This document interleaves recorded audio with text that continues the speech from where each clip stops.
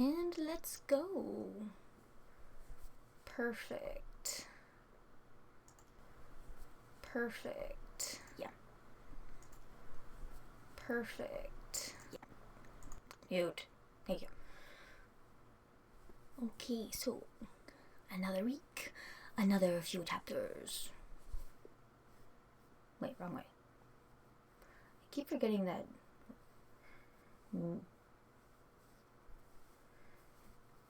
Cameras are backwards. This is so much harder than what it looks. There. It's a Kirishima octopus.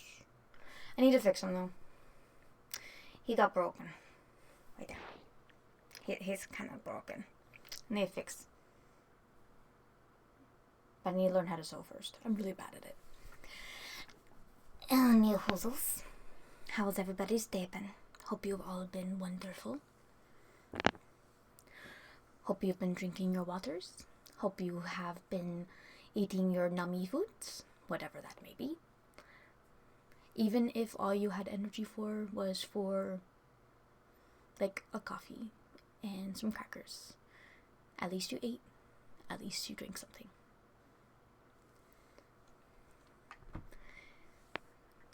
Basically, as long as you tried for the day, I'm proud of you.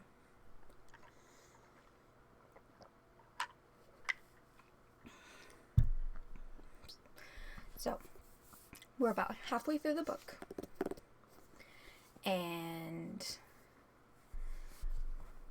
yeah, we're on chapter 14. If you remember from last week, then you will remember that Alexa had just gotten this strange stone from the middle of a whirlpool or water pool thing. And she's not sure what it is. We're not sure what it is. And she's not... No one's giving her answers. The Yipes doesn't say anything. Darius the wolf isn't saying anything. But we also found out that in the little hole that Darius had her explore, she found convicts. Now, how is that going to connect with the little stone? And also, is this just a cute little squirrel? Or is he going to come into play? We shall see. So, we're going to do another 3 chapters since I only do about an hour. Last week was special because I'd been gone for so long. But we're back to the regular hour. So, without further ado, we are going to start chapter 14, The Forest Council. Chapter 14, The Forest. It took me half as long to get out of the tunnel as it had taken me to crawl all the way in. The trip out was much harder on my body as I bumped my elbows, knees, and back in a race for the exit. When I emerged from the hole, the light and heat hit me full force, and it took me several seconds to see anything but sheets of flaming white and yellow. I was exhausted and lay on my back, hands over my eyes, listening to the wind rushing through the leaves on the trees. You must be hungry. How about we open up that bag of yours and have something to eat? It was Darius. He stood a few feet away. I rolled over on my side and looked at him through narrowed eyes. What are those men doing down there? I asked. I saw one of them up close. He had a C branded on his forehead. I thought all the convicts who built the walls were gone. How can they still be here? I said. Oh, I know what they're doing down there, and so will you shortly. But first, some lunch, shall we?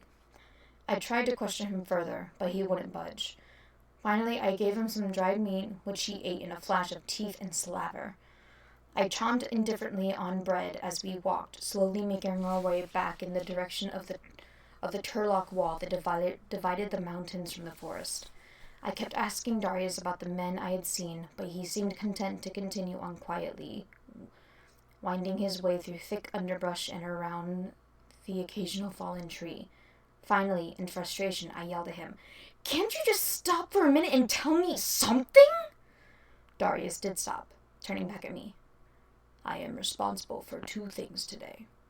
Getting you down that hole and having you in Malcolm's capable hands by midday. So far, I've accomplished only one of those tasks. All of your questions will be answered before the sun sets tonight. But for now, I can't tell you anything more."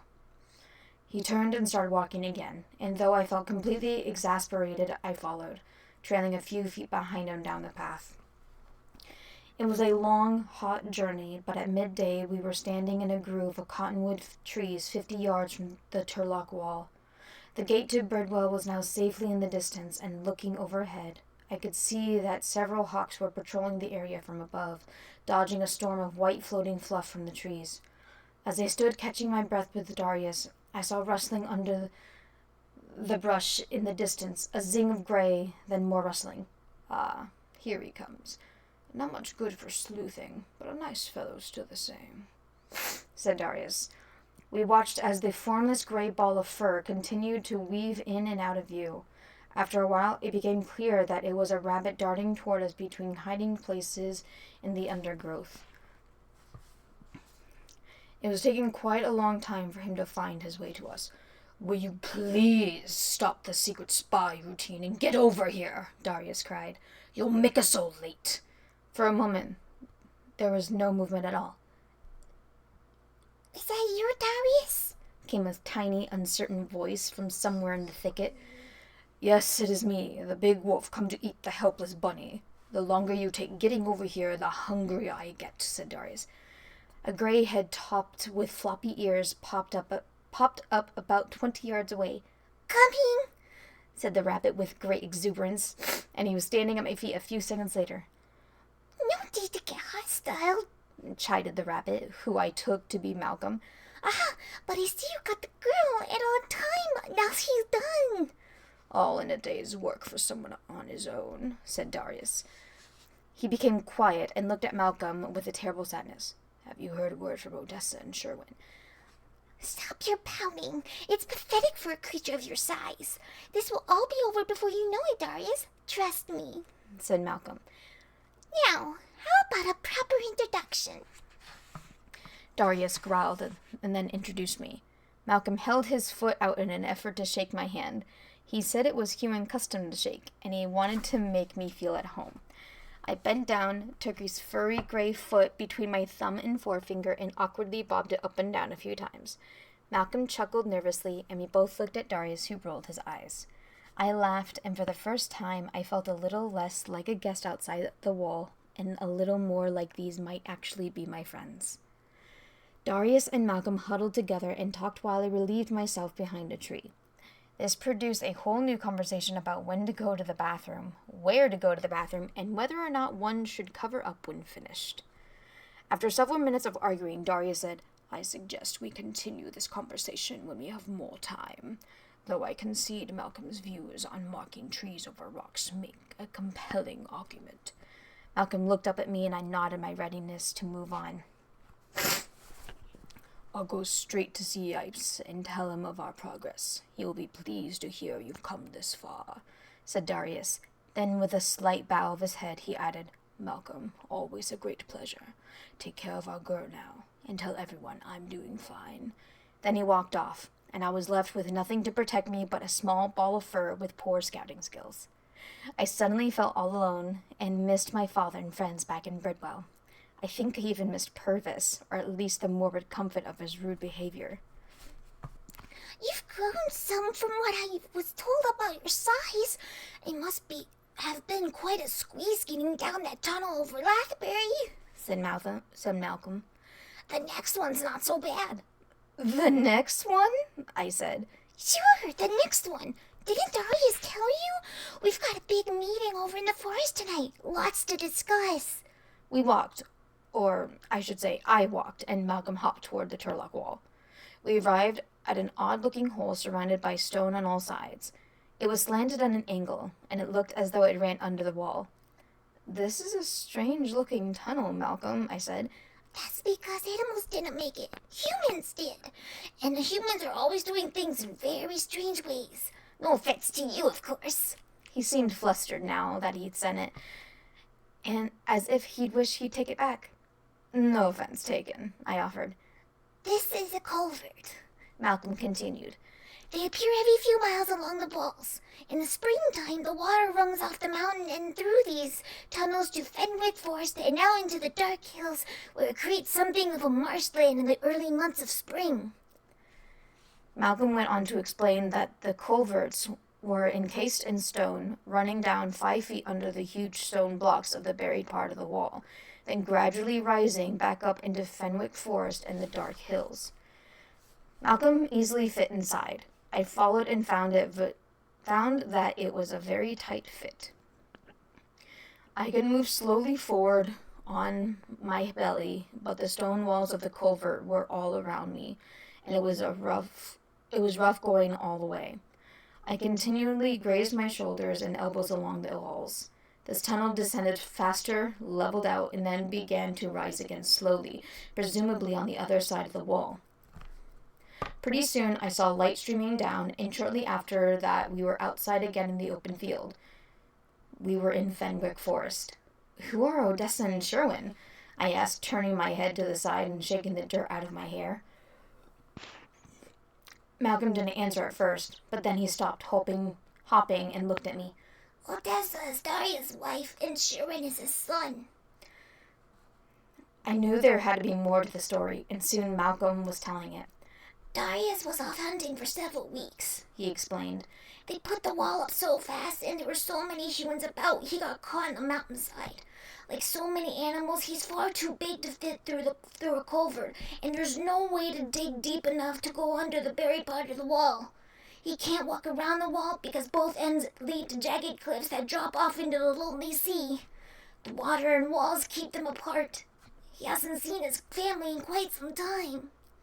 I thought for a moment, trying to consider the consequence of what Malcolm had said. "Are there other stories like this?" I asked.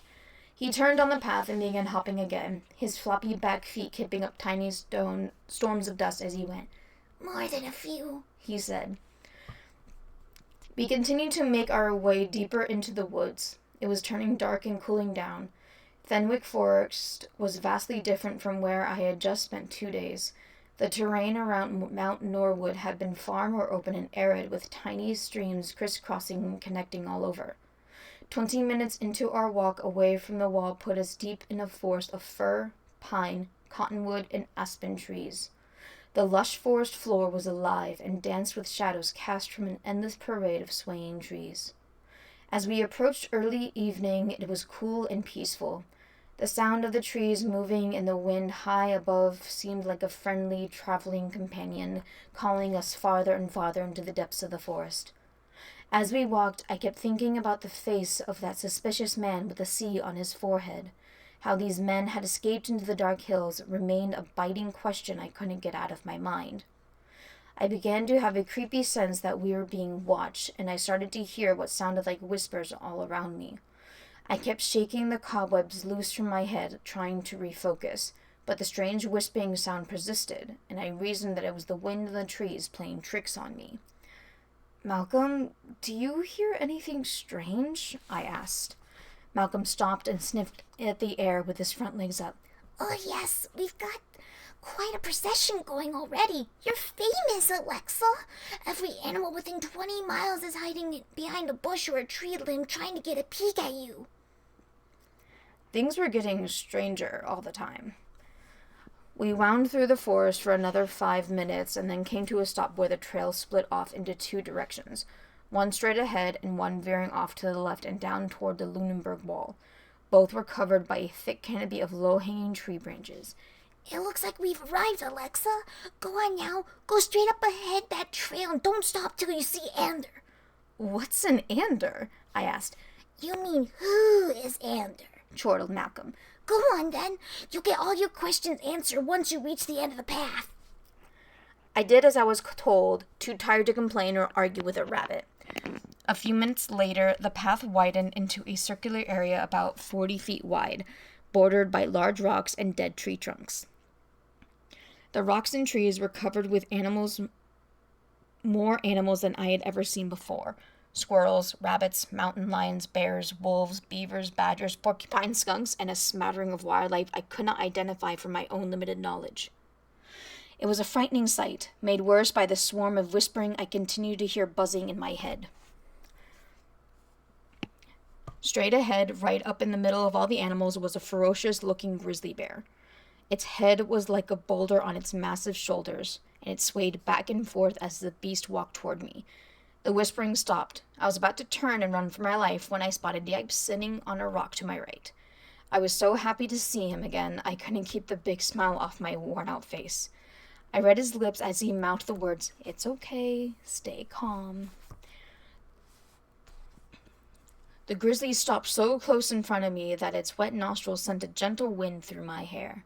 I looked down and saw where its enormous paws smashed the mossy green grass at my feet. It stood on 4 legs, its head a foot above my own. I knew from what I had read about grizzly bears that one quick swipe from its paw would break my bones and shred my skin. I remained perfectly still, breathing in and out in choppy waves. "We have waited for you a long, long time, my dear," said the grizzly. His voice was deep, sorrowful, and slow in my head. He seemed old, though I had no idea how old by the looks of him. "I am Ander, the Forest King, and I have a lot to tell you." "Bring the food," he commanded, and a parade of animals came out of the woods with offerings of nuts, fruits, and fresh water. "Now, let's sit down and have a nice long chat, shall we, Alexa?" We walked to the center of the grove and sat down. I drank until I thought I would throw up, and then I pulled some leftover meat out of my bag to eat with the nuts and the fruit.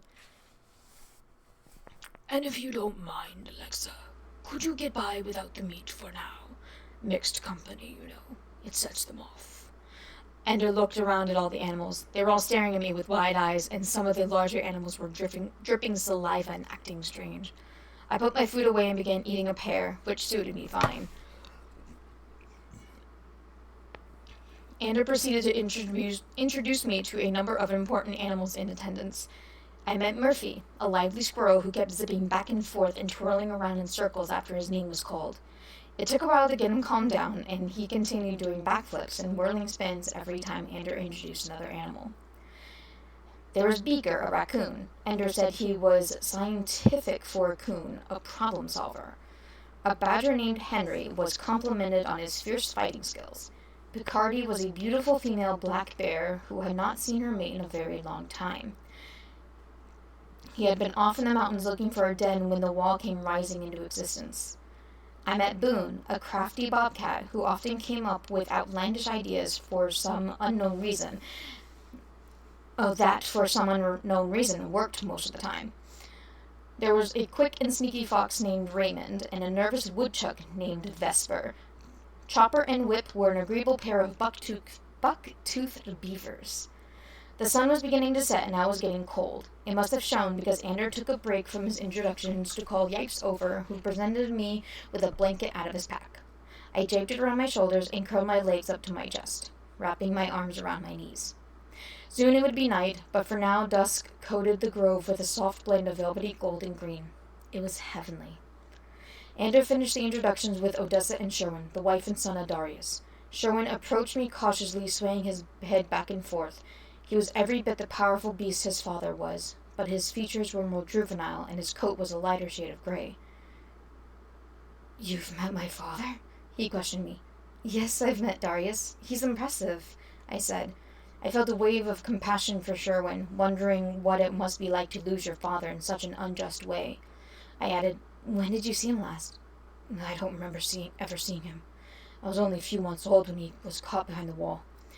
And by the time I was old enough to travel through the culvert, I was already too large. I probably could have done it as a child, but I was too afraid.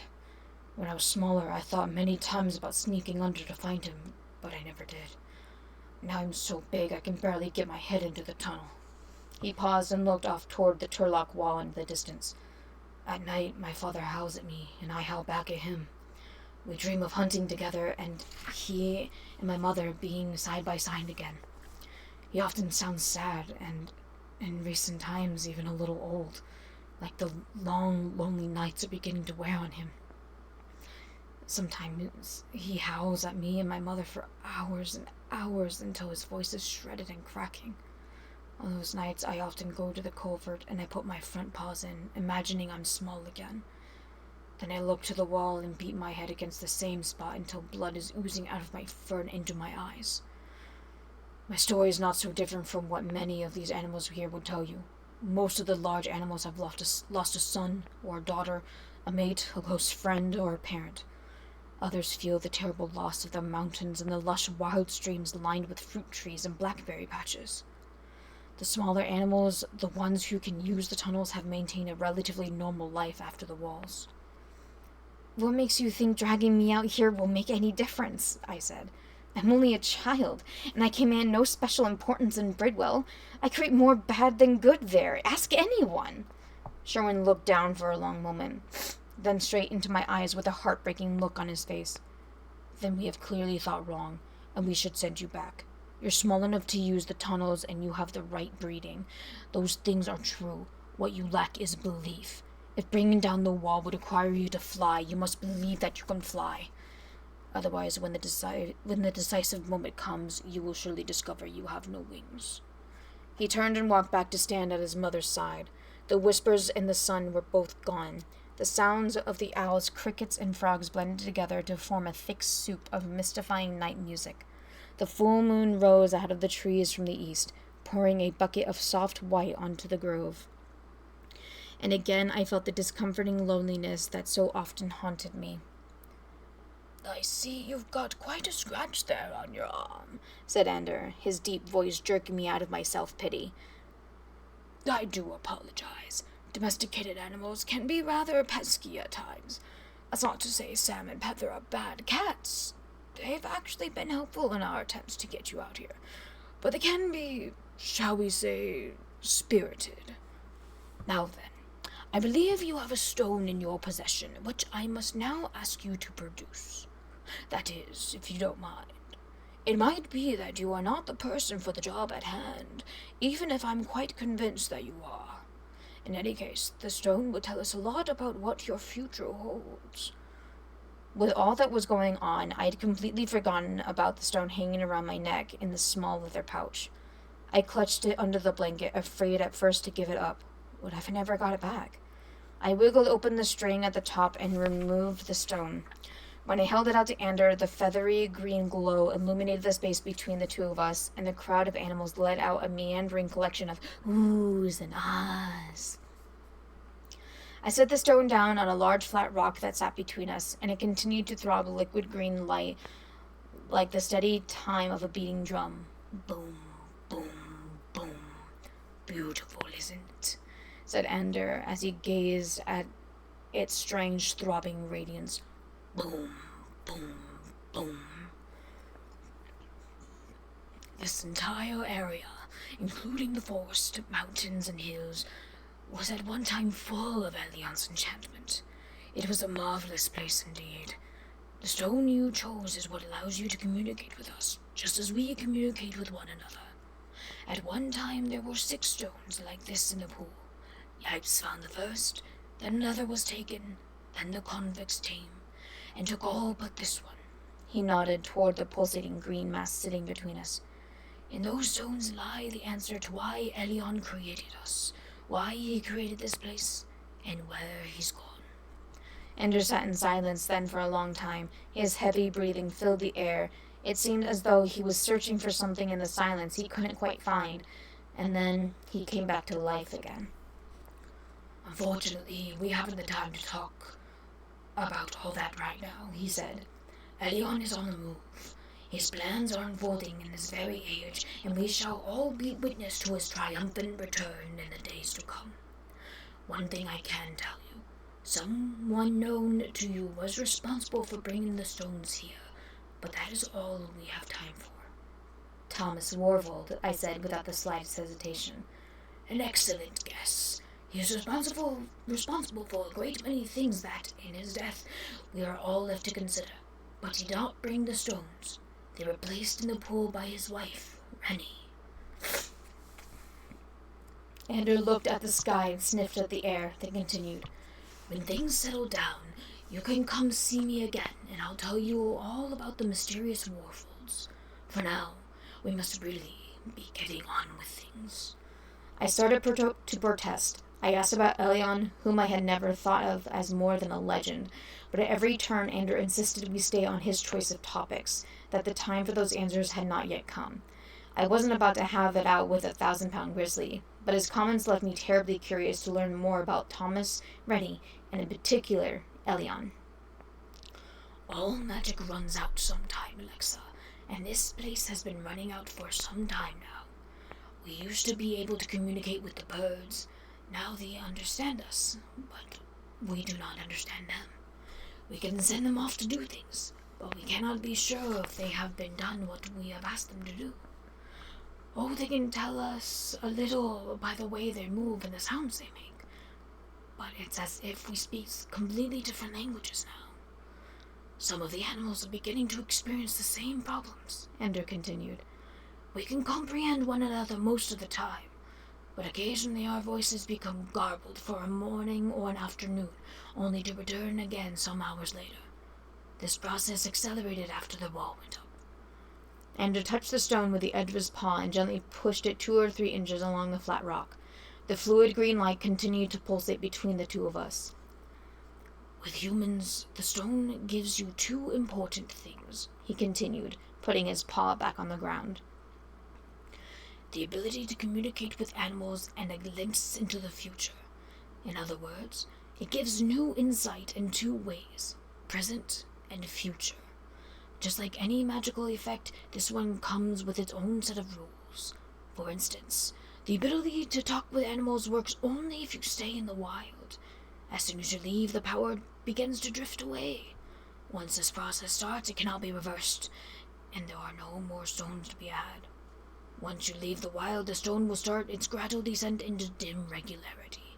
It will throb more slowly and with less intensity over a period of undetermined time. As you can imagine, Yipes has never left the wild or the forest and the mountains, so he continues to enjoy the questionable benefits of speaking with animals. Ender took a moment to look over at Yipes with a nod and a wink. Then he continued. I said before that a stone was taken by someone other than Yipes or the convicts. That person set a stone right where you've just set yours, and it glowed like a small but glorious orange sun at the tail end of a hot day. Can you guess who might have sat where you sit now, Alexa? I thought for a moment about the possible answers to the question, but I was sure I knew whom Ander was talking about. Warvold, I said. Absolutely. It was none other than Mr. Warvold himself, the great adventurer. Would you like to hear what his stone revealed about his future? I nodded, and he leaned forward over the table, the green glow from my stone wafting through his bushy fur with a watery glow. Warvold's stone revealed that one day terrible forces from this enchanted land would rise up and cause the destruction of everything he had created, said Ander. He took this to mean that dark monsters lived out here, and would someday enter his kingdom and kill everyone, but he badly misread the meaning of his future. He was mistaken, just like he told me, I interjected. When he sat with me that last night with our backs against the wall, he told me he'd gotten it all wrong. My head was reeling as I tried to put it all together. His future wasn't about dark enchanted monsters at all. He made his own monsters, then let them loose in the dark hills to... Now, don't get too far ahead of yourself, Alexa. You're only half right. Allow me the indulgence of giving you the whole story, if you would, said Ander. When Warvold was told about his future, he was terrified for his wife Rennie and all the people streaming into Lunenburg. He was beside himself with grief. We tried to explain to him that the Jocasta could be misinterpreted to mean something it did not. And we assured him that we knew of no evil monsters lurking about. Did you say Jocasta? I asked. Yes, that's what the messages etched on the stones were called, Ander replied. How much did Rennie Warvold have to do with all this? A lot, and she was smarter than you can imagine. She brought the enchanted stones here. She started everything. Ander hunched his enormous back and let out a low, grumbling growl.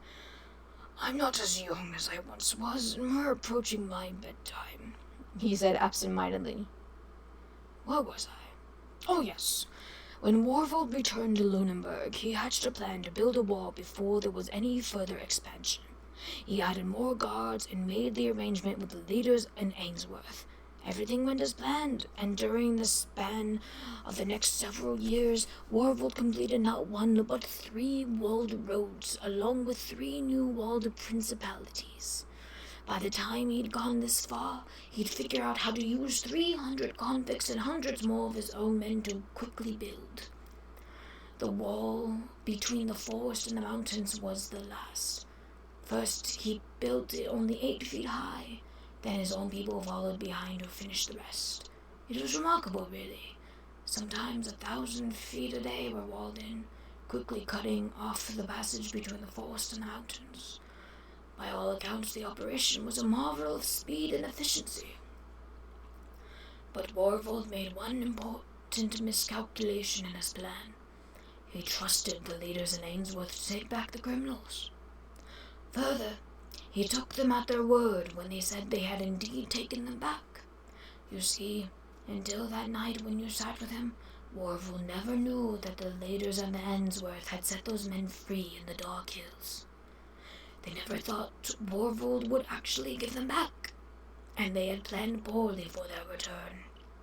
The officials in Ainsworth had no place to put them, so they delivered them into the Dark Hills and banished them to the caves. The way the Ainsworth officials figured it, nobody would ever be the wiser. What caves are you talking about, Ander? I never heard of any caves out there, I said. The caves were formed when all the materials from the wall were dug up, of course. My dear, there are miles of giant tunnels out there in the Dark Hills, and miles more on the surface made of thick, thorny underbrush. That's how the convicts get around both above and below ground without being seen. Where do you think almost 300 men are going to go? Those walls, those miles and miles of walls, are made from a clay that could only be found underground. Clay is a plentiful substance out there in the Dark Hills and easy to harvest. All one has to do is dig a few feet under the ground and start tunneling.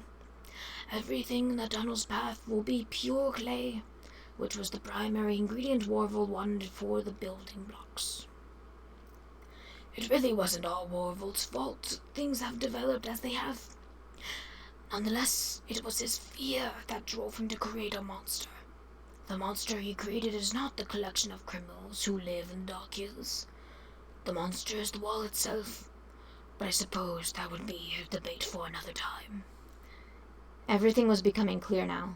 It was like a giant puzzle with interlocking pieces, and Ander had just fit everything together on one moonlit evening. Only it seemed in the telling that one piece was left missing. Ander, why am I out here? I said. The whisper started up again, and Murphy did backflips and spins. It was exhausting to watch the little squirrel expend so much energy. Ander lifted his head, and the grove went still and quiet again. We believe that Warvold's death set in motion the beginning of the end of this age. We have no idea if this eventual end will take 5 days or 5 years. But we know it is coming. For better or for worse, you are the chosen one, and not just by us, but by Warvold himself.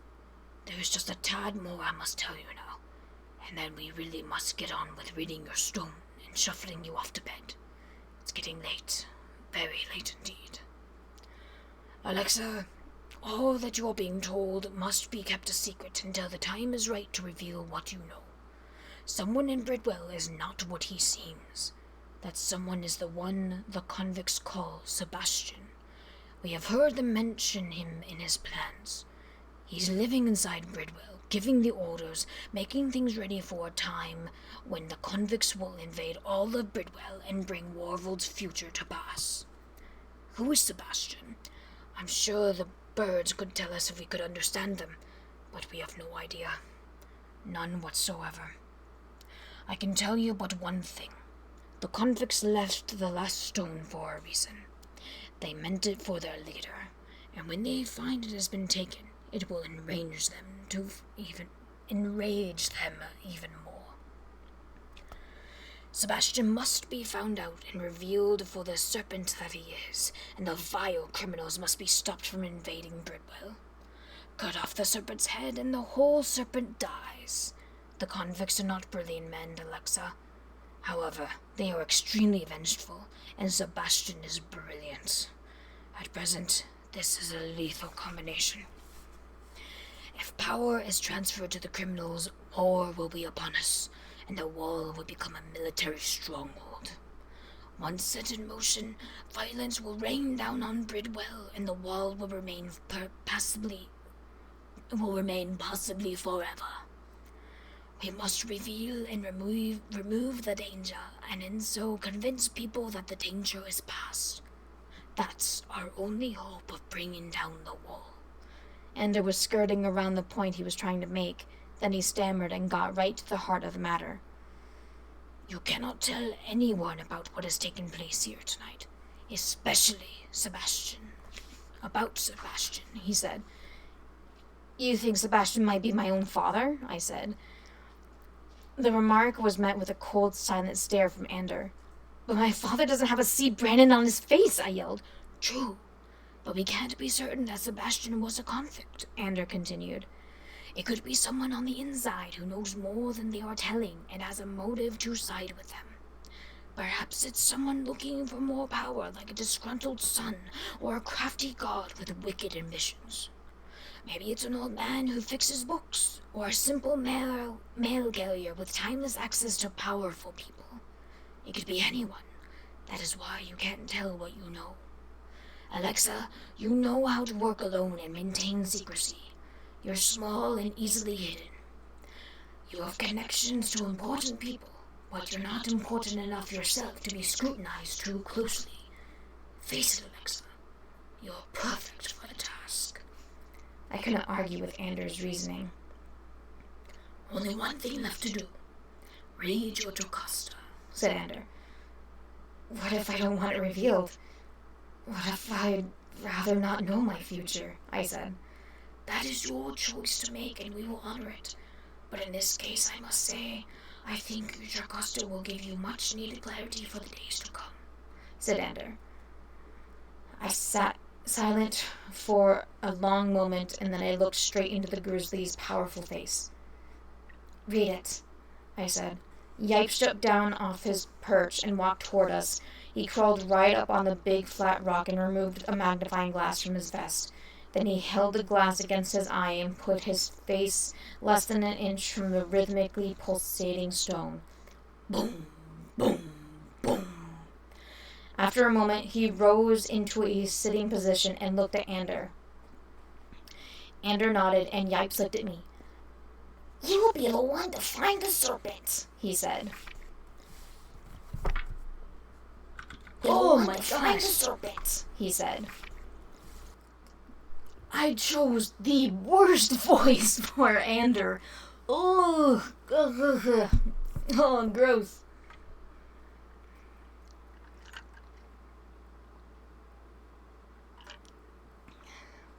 Thank God I got some water nearby. And with that, we have made it to part 2 of the book. Dun dun dun. Oh yeah. God, that was only chapter 1 out of 3. Fudge. My throat hurts.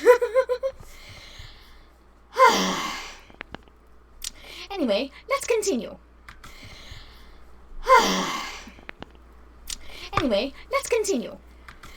Chapter 15. An unexpected enemy. Let's continue. The trapdoor wavered in the air while Yipes held it up as best he could. I think he pretended to make it look more difficult than it was so he could more easily avoid eye contact with me. We were both sad that I was going back to Bridwell that morning. You have a visitor, Alexa, said Yipes. I looked back over my shoulder into the heat of the morning sun. Standing motionless off in the distance was the silhouette of a large wolf.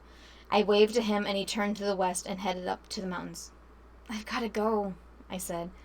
I started down the ladder into the dark tunnel. Wait! yelled Yipes. I almost forgot to give you this. He reached into his vest pocket and pulled out a small tube. Not to be shared until you know who is found out. And one other thing. He wagged his finger at me, trying to balance the heavy door with his other hand. Be careful who you talk to from here on out. Trust no one. As he said this, it was clear he was losing control of the trapdoor, and it swayed dangerously above me. I scrambled down another 3 rungs as fast as I could, and the door came swinging down with its full force, slamming and showering me with a storm of dirt. I lost my grip and hung by 3 fingers from the ladder. A few more inches and the door would have hammered me like a nail into a 30-foot free fall. I regained my footing and my grip on the ladder and shook the dirt from my hair and shoulders. It was pitch black in the tunnel. I waited for Yipes to open the door, but it remained dark and quiet. "Yipes!" I yelled, but received no answer. I removed a wooden match from my pouch and struck it against the ladder. The light revealed the lamp I had left hanging on the 3rd rung down. Thankfully, it had not plunged to the floor and smashed into useless pieces. I lit the lamp and felt much better once I could see my surroundings. I held it out over the open air, but I could not see the bottom. The darkness swallowed up the light about 10 feet down. I waited until the intense pain in my hands threatened my grip on the ladder. I called again for Yipes, but got no answer. Then I started the slow descent to the floor of the tunnel, moving the lamp down 3 rungs at a time as I went. When I reached the bottom, I found the book I had left behind, covered in dirt. "I bet you never thought you'd see me again," I said to Cabeza de Vaca. "You're looking well these days. Travel treating you all right?" A sparkle from the corner of the tunnel caught my eye, and I held the lamp over it. There in the dirt was the tube Yipes had given me.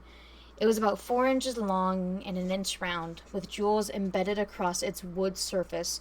The top was closed with a wooden cork. I removed the cork with a pop and took out a paper scroll. Attached was a note which read, "Make sure you don't accidentally give this to the wrong person, signed by Yipes." I unrolled the paper and revealed what looked to be an exact copy of the map I had seen hanging on the underground wall where the convicts were. This must have been what Yipes was working on when he spent time down in that secret passageway. The map showed both black and brown lines, along with notations about some of them. The black lines represented below-ground tunnels, the brown ones above-ground passageways created by thick brush. I'd have to give the map careful review when I had more light and could make sure it didn't fall into the wrong hands. I looked up once more, hoping I would see a crack of light in Yipes' little face peering down at me. Seeing only darkness, I turned and started walking for Bridwell. My pace quickened when I thought of seeing my father, Grayson, Ganesh, Nicholas, and Silas. I slowed down when I thought of Purvis. The idea of sleeping in my own bed or talking to Sam and Pepper for the first time or searching for a good book in the library got me moving faster again. I knew that the second I opened the trapdoor back into the library, my stone would start weakening and my ability to talk with the animals would slowly disappear. This made me shuffle slowly and look over my shoulder in the direction I had come from. It was a bittersweet journey, to say the least. Eventually, I stood on the ladder at the top of the tunnel in the stairwell, listening for any sign of movement in the library. It seemed to me that I had been gone a lifetime, seen a whole new world, and returned as an altogether different person. "Is that you, Alexa?" came a feline voice from the other side. "Be careful who you talk to from here on out. Trust no one." Yipes' words clanged around in my head like a dinger bell. "It's me, Sam," came the cat's voice again. It was strange to understand his meowing, but its meaning was crystal clear. "Pepper is keeping an eye on Grayson. It's all clear for you to come out." I opened the trapdoor toward me, blew out the lamp, hung it on the rung, and then pushed the chair out of the way. The light was bright at first, and I saw only the silhouette of Sam looking down at me from his roost on the back of the chair. I smiled and said, "Hey, Sam, how are you doing?" "Alexa, answer me. Can you understand what I'm saying, Alexa?" Sam demanded, his dark outline held motionless against the dusty light streaming in behind him. I pretended not to hear him, which aggravated him more. "Come on, Alexa, let's have it," he shouted. "I know you can understand me. I want to hear the latest from Ender." Sam jumped down and leaned against my leg, staring up at me with his penetrating gray eyes. Time seemed to stand still as he purred and paced back and forth. He took a long final look at me, then jumped back up on the chair. "Stupid girl," he said. "As useless as ever. All you hear is purring and meowing all livelong day. I should have expected as much." I turned away from Sam toward the bookshelf and fanned my hands over the rows of books to hide the shock on my face.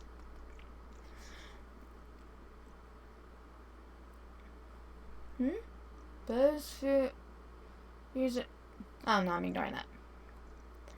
As I stood and thought nervously about what to do next, a flash of shadows moved about the room and the sound of beating wings filled the small space. I had not noticed the perfectly still hawk sitting in the sill, waiting for information.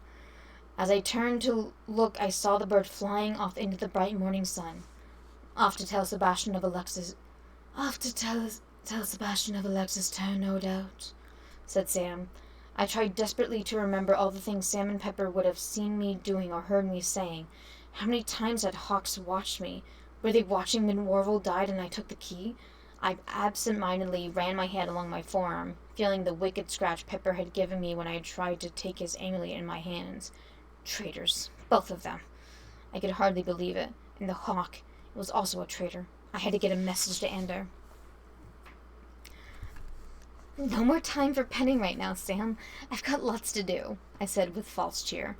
Then I moved the chair back into its proper place and dusted myself off as best as I could. I was dirty, so sneaking up to my room for a quick cleanup before anyone saw me was essential. I quietly wound my way through the corridors of books, creaking the floorboards here and there as I continued cautiously in the direction of Grayson's office.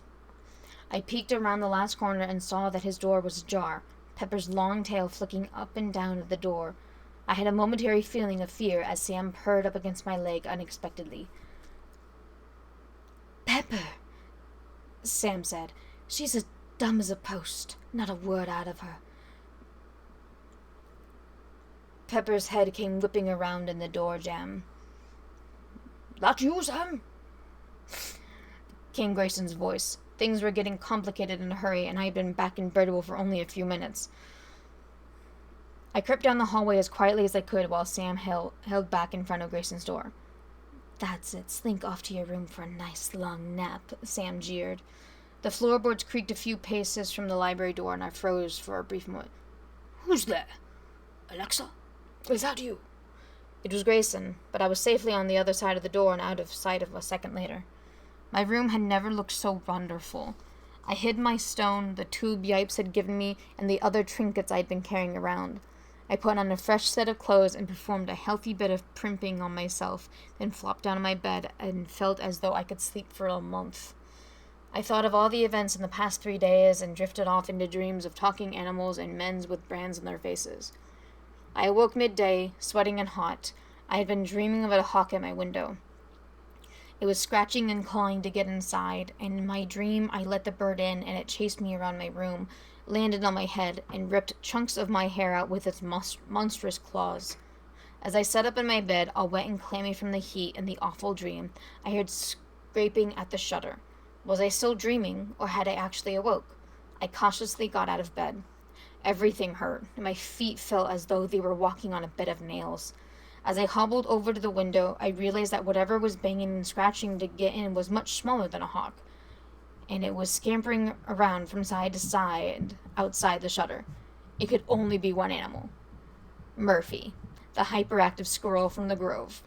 I swung the shutters open, and he spilled into the room, bouncing from place to place, sniffing everything, and whipping its tail from side to side. "This is an unexpected surprise," I said. He was behind my bed, between the bathroom and the nightstand, and I had to walk around the room to find him. "I think it would be best if we stayed away from the window," he said. "You never know who might be watching us." I lay down on my stomach and propped myself up at the elbows. It felt good to be off my feet. Murphy remained lively, darting under the bed, flying out with a leap and landing on my back, then running down my legs and circling back. Murphy, can you calm down a minute? I have news. What's the news? Is it good or bad? Well, to be honest, I think it's mostly bad, I said. Murphy's cavorting turned to twitching and quick jerks from side to side. Given his nature, I think it took more effort for him to stay still than to scuttle half-crazed around the room. Let's have it then. No point putting off the inevitable. He closed his eyes tightly and turned his head slightly to the left, as if this would somehow soften the blow of whatever I was about to say.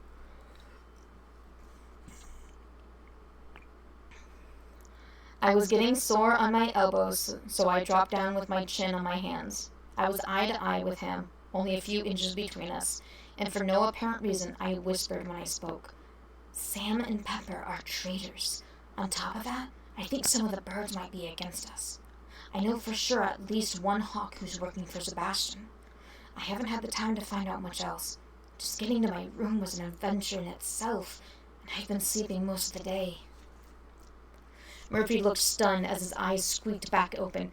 He was still for the first time since I met him. That is bad news now, is it? We've had our suspicions about the birds, but Sam and Pepper? I can hardly believe it. Believe it, I assured him. Andrew will want to know about this right away, said Murphy. I suppose I should go to tell him. He started to leave and stopped. Oh, I almost forgot it. It was Eggs who sent me. He said to tell you he was sorry for slamming the door on your head. It made a rather loud noise when he came down, and he ran off into the trees to hide, afraid of someone or something might have heard. But by the time they came back to check, you were gone. He will be pleased to hear that you're not injured in any way.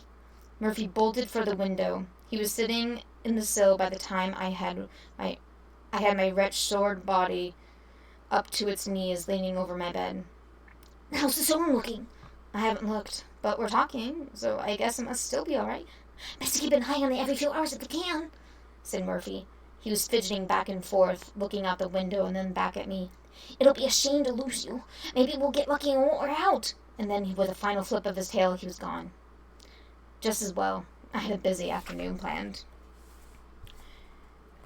Chapter 16. Purvis returns from holiday. My first encounter with just about everyone occurred in the main dining area. I arrived shortly before dinner, and it was bustling as usual with activity. Servants were bringing out food for the buffet, meats, cheeses, fresh fruits and vegetables, most imported from Ainsworth, and all on gorgeous white china. My father was the first to greet me as I pranced into the room. "Alexa, my girl, we've only arrived a few minutes ago." He embraced me, lifted me high off the floor, and whispered in my ear, "Let's have a little talk after dinner." I gave him a reassuring nod and straightened my shirt when he put me down. "You must go to Turlock more often. It brings out your sentimental side," Father amply countered. "I'm just happy to be back so I can give you all my washing. I was down to my last clean shirt." "Poppycock, you missed our little lady as much as I did." It was Ganesh, pulling me close to his side and rubbing my head with the knuckles of his other hand. "Next time you're taking you with us. Any excitement while we're gone?" Ganesh released me, and he bent down on one knee so that we were eye to eye. "I wandered around town looking for trouble, but I couldn't find any, so I read a book about a man who got lost in a mist." Ganesh laughed and looked over at Grayson. "What kind of books are you letting into our library these days?" Grayson replied with only a grunt and a shrug of his shoulders. I made my way to the table of food. It all looked so good. I snatched a plate and filled it with fresh bread, blackberries, and apple slices. Grayson was holed up over the strawberries, plucking them out with a tiny fork one by one and popping them into his mouth. I haven't seen you much in your father's absence," he said to me. "Come to think of it, I haven't seen you at all." He looked around the room and then whispered to me, "Let's keep that between you and me, shall we?" He put another strawberry in his mouth and continued to talk while he chewed. "Say, did you stop by the library this morning?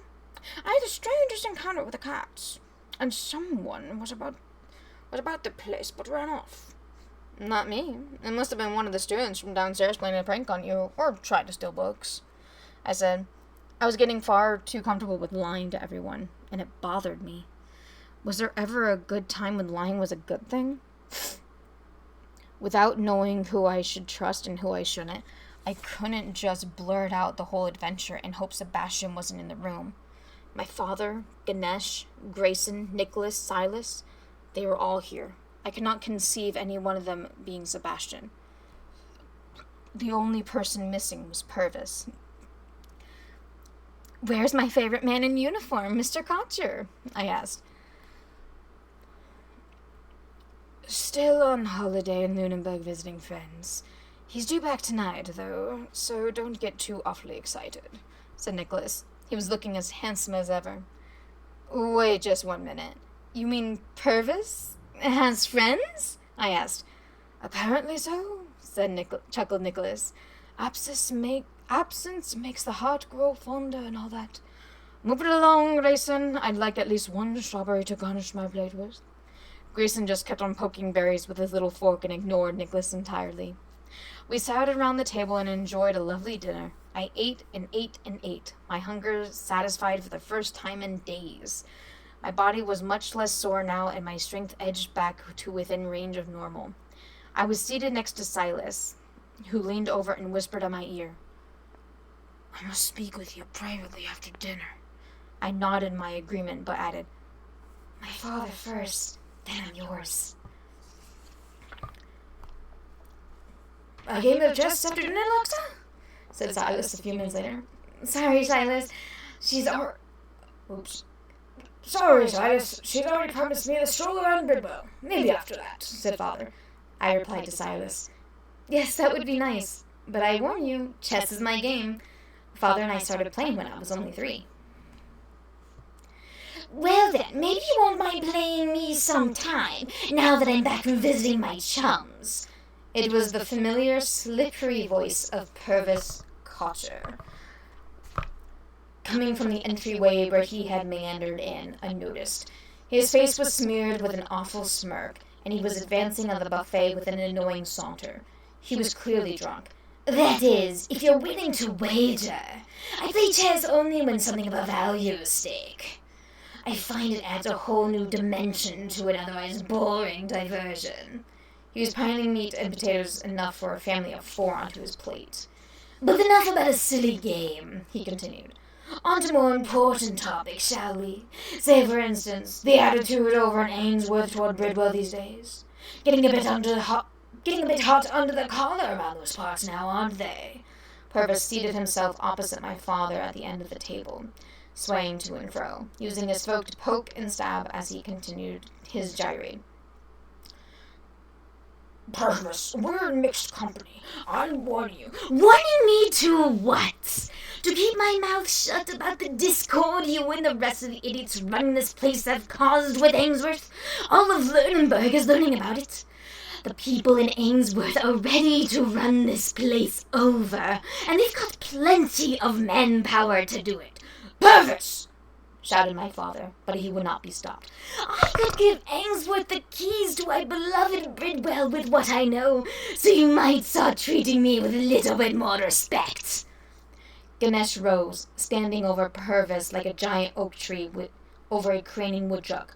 "That's it, Purvis. You just crossed over the line to a place from which you will never return." 6 guards rounded the corner and positioned themselves inside the room. 2 remained on either side of him. "Hold on now. I was just running off at the mouth. Really now, this is ridiculous. I can help you defend this place. Really, I can. 2 guards lifted Purvis out of his chair against his will. He kicked and screamed obscenities, flipping his plate of food into the air. Around and around the plate went, sending food everywhere, then smashing into bits against the stone pitcher of water on the table. "Take him to a holding cell and search his room," Father said. It appeared that Purvis had pushed things too far, but somehow the whole scene seemed wrong. Purvis certainly was out of line, but he hasn't said anything more than a drunken buffoon returning from holiday. While it was true his behavior was beneath him, he was hardly a threat in his current condition. Maybe Ganesh and Father had finally become so tired of his ranting they couldn't take another outburst. One thing was for sure. The animals were right. Warvold's death had set things rapidly spinning out of control. A cyclone was building, and Bridwell was at its center. After Purvis's Gray's dinner antics, I was ready to walk around town with my father and breathe some fresh air. Although, strangely enough, I felt a measure of discontent knowing our head guard was drunk and detained, while danger swirled around Bridwell. If the convicts were to advance tonight, I'd want Purvis sober and at the main tower barking orders to his men. Unless, of course, he was Sebastian, in which case things were going rather well. What was that all about? I started the conversation as we paced the cobblestone pathway along one of Bridwell's winding side streets. We've been talking about locking him up for a while now, Alexa. Ever since Warvold died, he's been totally impossible. We all thought, Ganesh, Nicholas, and we thought a few days would calm him down, but showing up drunk and filling the room with all that rubbish was the last straw. We'll have to find a way to get by without him.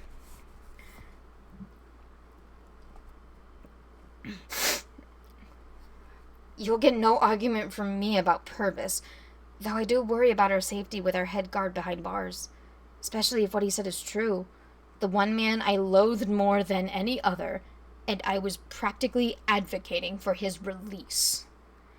It was strange how circumstances were having a way of changing the way I felt about people. He's just trying to stir up trouble. I can't tell you much about our dealings with Ainsworth, true. Things have been somewhat tense with them.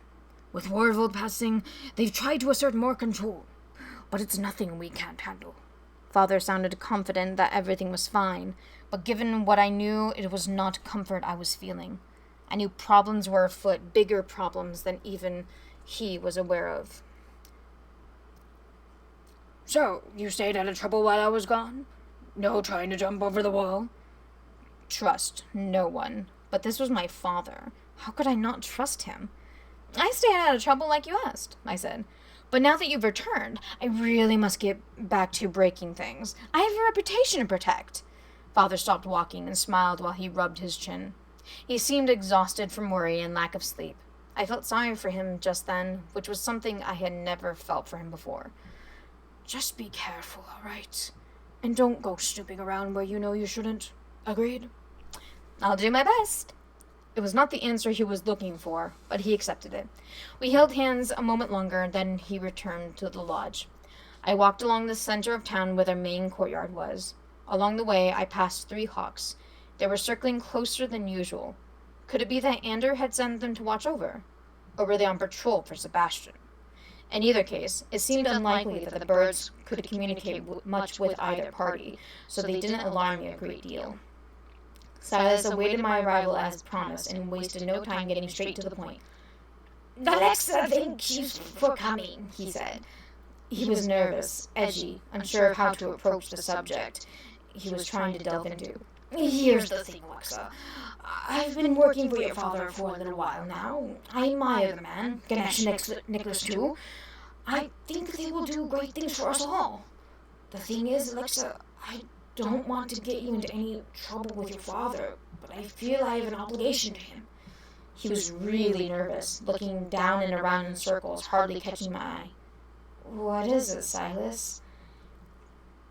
He looked up at me with his deep brown eyes, a frown in his face, clearly having trouble forming the words he needed to. I saw your mother yesterday morning when I was delivering mail in Lathbury, and I picked up a letter for you. I knew how much you wanted to hear from her, so I was excited to find you as soon as I could. I looked everywhere. I even asked Grayson, but he just shrugged me off and said you were probably spying around the lodge somewhere. I called your name all over the lodge and walked down nearly every street in town, but I couldn't find you. I was planning to tell your father I thought you were missing, but when he returned, but I checked your room this morning and there you were, sound asleep. He paused, advanced to a bench and sat down. Naturally, I'm wondering where you were. Silas was a kind person, and I liked him very much. He was what you might call simple, but not stupid simple.